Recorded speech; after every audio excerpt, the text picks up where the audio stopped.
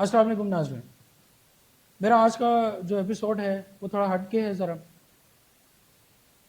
हमारे पाकिस्तान की पिछले कुछ सालों से जो सिचुएशन है क्लाइमेट चेंज के हवाले से वो आपके सामने है। 2010 का फ्लड आता है और सारे रिकॉर्ड्स जो हैं वो ब्रेक हो जाते हैं। फिर 2022 का फ्लड आता है आपके सामने है और कई जो घर हैं वो उजड़ जाते हैं। सेम इसी तरह से लास्ट जो ईयर था हमारे पास 2025, उसमें बहुत ज़्यादा जो है वो फैमिलीज़ जो हैं डिस्ट्रॉय होती हैं, बहुत ज़्यादा घर जो हैं उजड़ जाते हैं, गाड़ियाँ तबाह हो जाती हैं। मैं आपको एक कहानी सुनाना चाहता हूँ। Buner district, Khyber Pakhtunkhwa, 2025 cloud burst होता है, सैलाब आता है और अचानक से पूरा का पूरा गांव जो है वो मलिया मीट हो जाता है। रियूटर्स के मुताबिक एक ख़ानदान जिसमें 10 अफराद थे, 9 जो है वो अल्लाह ताला को प्यारे हो जाते हैं और एक छोटा सा बच्चा 9 साल का बच्चा वो दर बदर जो है वो भटकता है। सेम इसी तरह से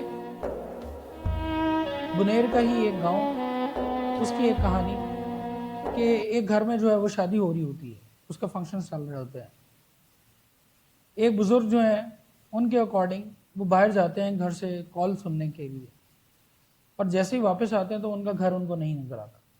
आप इस हवाले से ज़रा सोचिए तो सही, कितनी ख़तरनाक ये स्टोरी है। क्या क़यामत का मंजर होगा कि पूरे के पूरे जो ख़ानदान तबाह हो जाते हैं, पूरे का पूरा जो गांव है वो सफ़ाई हस्ती से मिट जाता है। एक और कहानी जो मैं आपके सामने रखना चाहता हूँ 2022 के फ्लड की। सिंध में एक नूर नामी लड़की, अगेन न्यूटर्स न्यूज़ वाले वो उससे इंटरव्यू लेते हैं।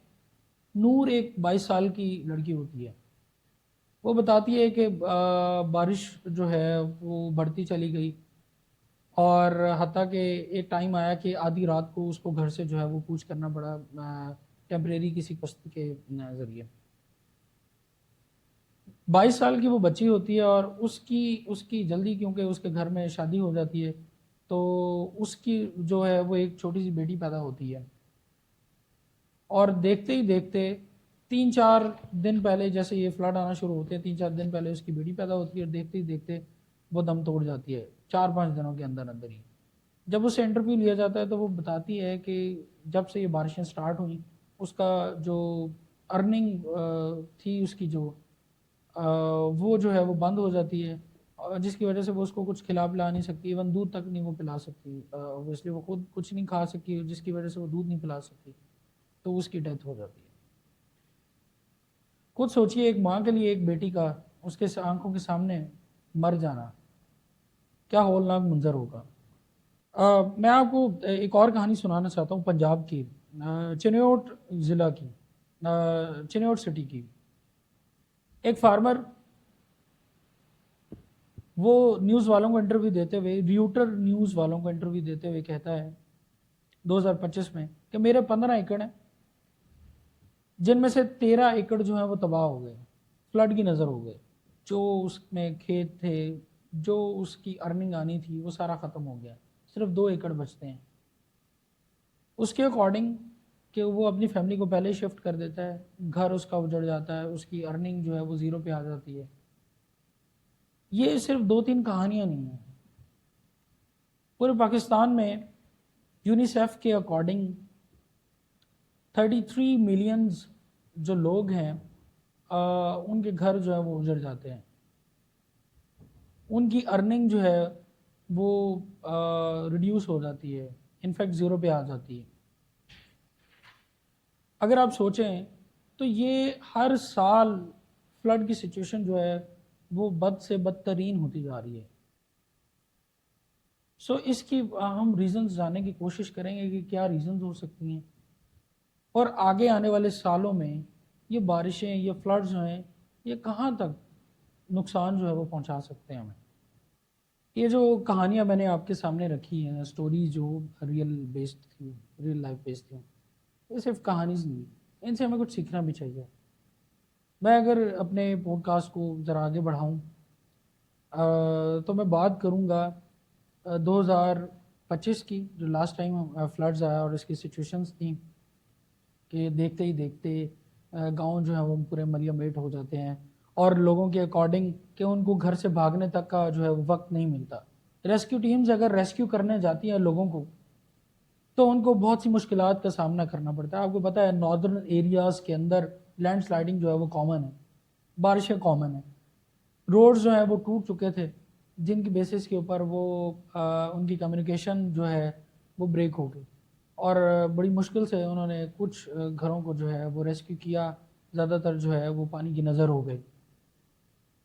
آخر آئے سال جو ہے یہ ورس سے ورس ترین جو سچویشن ہماری جو چلتی آ رہی ہے یہ کیوں ہوتی جا رہی ہے, مطلب کہ ہر سال جو یہ ڈینجرس ہوتی جا رہی ہے سچویشن.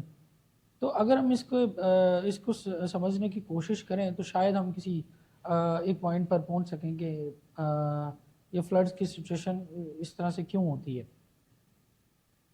کیا آپ بارش کو ہی صرف جو ہے وہ قصوروار ٹھہرائیں گے, اس کے اندر پانی کو قصوروار ٹھہرائیں گے, یا پھر کچھ اور پہلو بھی ہیں جس کو ہم لوگوں کو دیکھنا چاہیے؟ مثال کے طور پہ انلیگل کنسٹرکشن جو ہیں,